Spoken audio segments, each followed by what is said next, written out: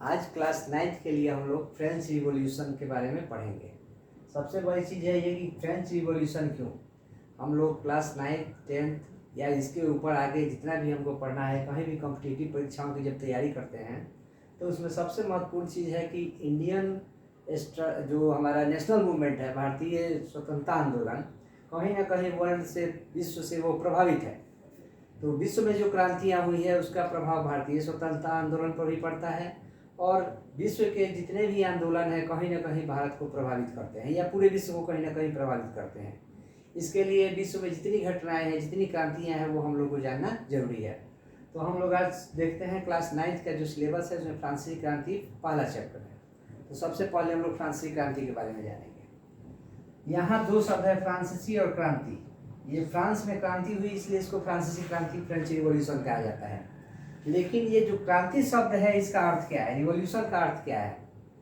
Revolution का मतलब होता है कि कोई भी व्यवस्था जो पुरातन व्यवस्था है वो नए समय में आते आते, या जो समय होता है उस समय कोई एक आमूलचूल परिवर्तन हो जाए अचानक। किसी भी तरह का पुरातन व्यवस्था में कोई परिवर्तन जब आता है और उस देश की व्यवस्था पे प्रभाव पड़ता है तो हम लोग उसको क्रांति के रूप में देखते हैं। फ्रेंच रिवॉल्यूशन में भी यही चीज़ हमको दिखाई पड़ती है कि फ्रांस की जो पुरातन व्यवस्था थी, इस क्रांति के जैसे ही ये घटना घटित होती है, वहाँ की जो पुरातन व्यवस्था है उसमें एक परिवर्तन आता है। वो परिवर्तन आमूलचूल परिवर्तन है, पूरे सिस्टम को बदल देता है। इसलिए हम लोग इसको फ्रेंच रिवॉल्यूशन या फ्रांसीसी क्रांति के नाम से जानते हैं। तो क्रांति का अर्थ हम लोग समझ गए, जो परिवर्तन है उस व्यवस्था में, उस व्यवस्था के परिवर्तन, उस व्यवस्था में जो परिवर्तन आता है उसको हम लोग क्रांति कहते हैं। तो फ्रांस में क्या थी व्यवस्था, अब हम लोग इसको जानेंगे पहले कि फ्रांस में ऐसी कौन सी व्यवस्था थी जो इस क्रांति के कारण परिवर्तित हो गई और ये क्रांति इतना महत्वपूर्ण हो गया। इस क्रांति का प्रभाव न केवल फ्रांस में बल्कि अमेरिका और विश्व के अन्य देशों में, यूरोपीय देशों में और यहाँ तक कि भारतीय स्वतंत्रता आंदोलन पर भी इस क्रांति का प्रभाव पड़ा। इसलिए ये क्रांति बहुत महत्वपूर्ण है। चलिए अब हम लोग आगे इसको देखते हैं कि फ्रांस की व्यवस्था क्या थी और इस क्रांति से वहां पर क्या प्रभाव पड़ा।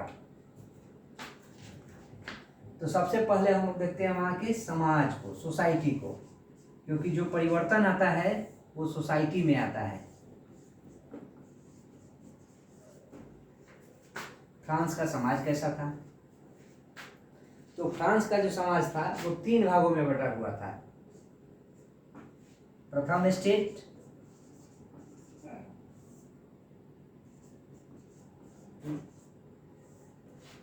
दूसरा है द्वितीय स्टेट जिसको सेकेंड स्टेट कहते हैं, और तीसरा है थर्ड स्टेट। वहां का समाज इन्हीं 3 भागों में बटा हुआ था।